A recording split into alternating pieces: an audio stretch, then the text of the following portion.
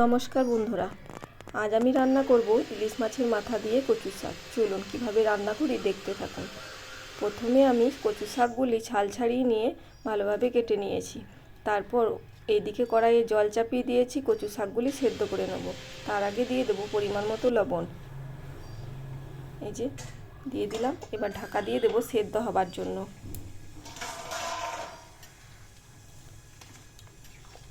এই যে কিছুক্ষণ পর ঢাকা খুলে দেখি কচু শাকগুলি সেদ্ধ হয়ে এসেছে, কিন্তু আর একটু সেদ্ধ হবে, তাই আর একটু সেদ্ধ হতে দিলাম। এদিকে নিয়ে নিয়েছি 3টি ইলিশ মাছের মাথাগুলি ধুয়ে পরিষ্কার করে নিয়েছি। এবার নুন হলুদ মাখিয়ে নেব।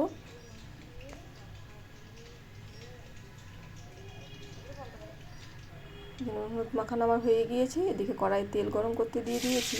এবার মাথাগুলি ভেজে নেব। এদিকে শাকগুলিও সেদ্ধ হয়ে গিয়েছে। আমি ভালোভাবে ধুয়ে জল ঝরাতে দিয়ে দিয়েছি, কারণ কচু শাক থেকে তো অনেক জল বেরোয়। এবার ওই তেলের মাথা ভাজা হয়ে গিয়েছে, তুলে রাখলাম। এবার ওই তেলের মধ্যে দিয়ে দেবো ফোড়নে 2টি তেজপাতা, 2টি শুকনো লঙ্কা আর 1/2 চামচ মতো কালো জিরে। ফোড়ন ভাজা হয়ে এলে দিয়ে দেবো কেটে রাখা পেঁয়াজটাকেও একটু ভেজে নিতে হবে। এই যে জল ঝরিয়ে একটা বাটিতে তুলে রেখেছি। এদিকে মাথা ভাজা হয়ে গিয়েছে, এদিকে পেঁয়াজও আমার ভাজা হয়ে এসেছে। এবার দিয়ে দেবো বেটে রাখা আদা রসুন আর কাঁচা লঙ্কার একটা পেস্ট আমি বানিয়ে রেখেছিলাম, সেটা দিয়ে দিলাম। এবার একটু নেড়ে নিয়ে দিয়ে দেবো রেগুলার মশলা, যেমন 1 চামচ জিরের গুঁড়ো, 1 চামচ ধনের গুঁড়ো আর 1 চামচ মতো লাল লঙ্কার গুঁড়ো। আর দিয়ে দেবো পরিমাণ মতো লবণ আর পরিমাণ মতো হলুদ। আমি তো লবণ আগে একবার দিয়েছিলাম, তাই পরিমাণ মতো দিলাম। এবার মশলাগুলিকে ভালোভাবে ভেজে নিতে হবে। তার আগে দিয়ে দেবো একটু বাটিটা ধুয়ে জল, তাহলে মশলাটি কষাতে সুবিধা হবে। এভাবে মশলা কষাতে থাকতে হবে যতক্ষণ না মশলা থেকে তেল ছেড়ে আসছে।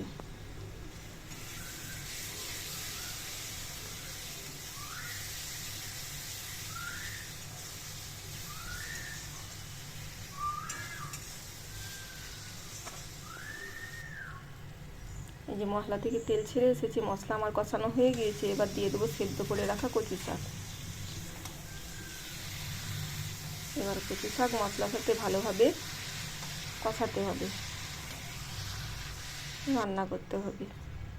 এই যে কিছুক্ষণ ভালোভাবে নাড়িচাড়ি নেওয়ার পর এবার দিয়ে দেবো ভেজে রাখা ইলিশ মাছের মাথাগুলি।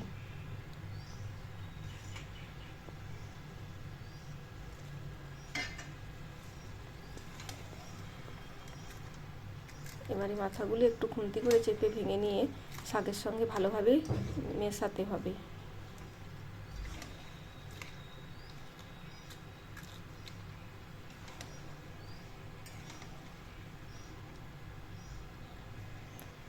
ভালোভাবে নেড়ে চেড়ে নেওয়ার পর দিয়ে দেবো কিছুক্ষণ ঢাকা দিয়ে দেবো, তাহলে সব মশলা কচু শাকের সাথে ভালোভাবে মিশে যাবে।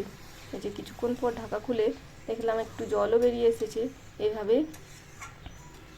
ঢাকা দিয়ে এবারে রান্না করতে হবে 30-40 মিনিট মতো, যতক্ষণ না একটা সুন্দর ফ্লেভার আসছে, কালারটা পুরোপুরি চেঞ্জ হয়ে যাবে যখন রান্না হয়ে যাবে।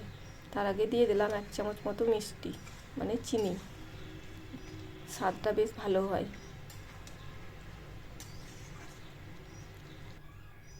এইভাবে নাড়িয়ে রান্না করতে হবে। আমি আরও কিছুক্ষণ ঢাকা দিয়ে দিয়েছিলাম। এই যে কিছুক্ষণ ঢাকা দেওয়ার পর শাকের কালারটাই চেঞ্জ হয়ে গিয়েছে। দিয়ে দেবো কয়েকটা চেরা কাঁচা লঙ্কা। এবার আরও কিছুক্ষণ রান্না করতে হবে। কিছুক্ষণ পর রান্না করার পর দিয়ে দিলাম 1 চামচ মতো গরম মশলা, দিয়ে ভালোভাবে নাড়িয়ে চাড়িয়ে মিক্স করে নিলাম। এবার নামিয়ে নিলেই রেডি আমার ইলিশ মাছের মাথা দিয়ে কচুর শাক।